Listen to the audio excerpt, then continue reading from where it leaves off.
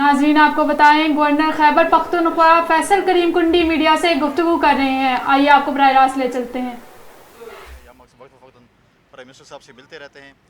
यहाँ पर PMLN, Pakistan peoples party, अवामी national party, Pakistan Tehreek Insaf parliamentarian के मेंबर्स ने उनसे मुलाकात की, अपने तहफ़्फ़ुज़ात से, अपने ख़दशात से आगाह किया। सबसे मेन इस वक्त जो है प्रॉब्लम खैबर पख्तूनख्वा में वो है लॉ एंड ऑर्डर की।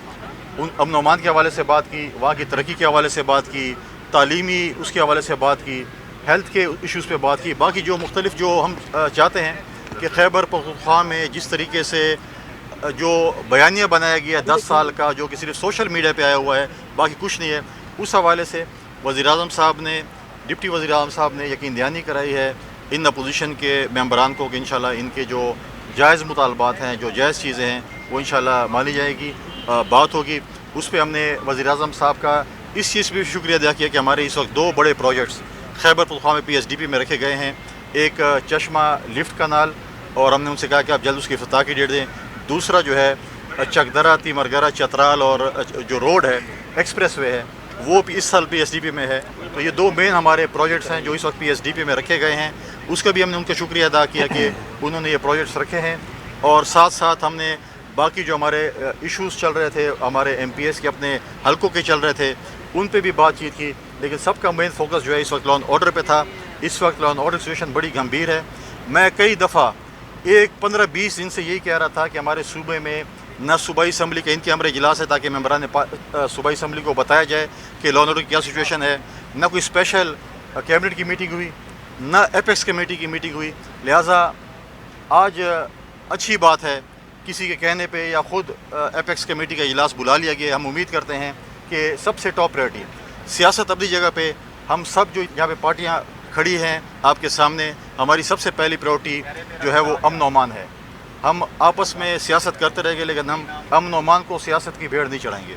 हम अपने सूबे की आवाम के लिए अमन और अमान, उनके तरक्याती काम, इसमें कभी भी रोड़े नहीं अटकाएंगे। और हम कहेंगे अगर सूबाई हुकूमत हमसे ज़्यादा डिलीवर करे, अच्छे काम करे, लेकिन कम अज़ कम जो है वो डिलीवर भी करें। डिलीवर नहीं करते, सिर्फ जो है उनकी और प्रायोरिटीज़ हैं। लिहाजा इस पे प्राइम मिनिस्टर साहब ने यकीन दहानी करें और इंशाअल्लाह ताला MPS साहबान से भी बातचीत उनकी हुई है, तो ऐसी मुलाकात उनकी चलती रहेंगी।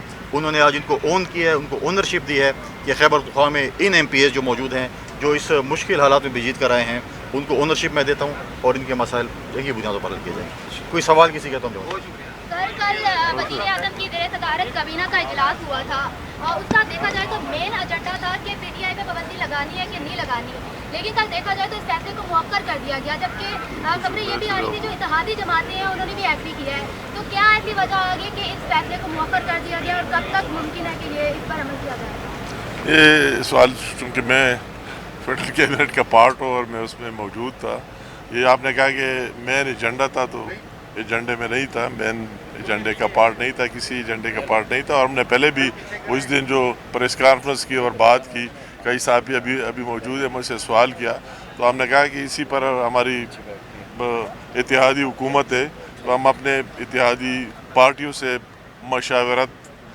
मशावरत में, और जिस तरह तारण साहब ने बात की, ला मिनिस्टर साहब ने, कि उनकी उस चीज़ के लिए बैन करने के लिए मवाद पूरे हैं, मगर हमारी मशावरत जारी है और जो भी फैसले हो पहले इत्तेहादियों से मिलकर फिर इसके बाद कैबिनेट में लाएंगे इंशाल्लाह। सर, शेख रशीद साहब ने अली कोसार ब्लॉग में मीडिया टॉक करते हुए कहा है कि वज़ीर-ए-आज़म साहब से कोई मिलने नहीं आता, ये खुद फ़ोन करके बुलाते हैं।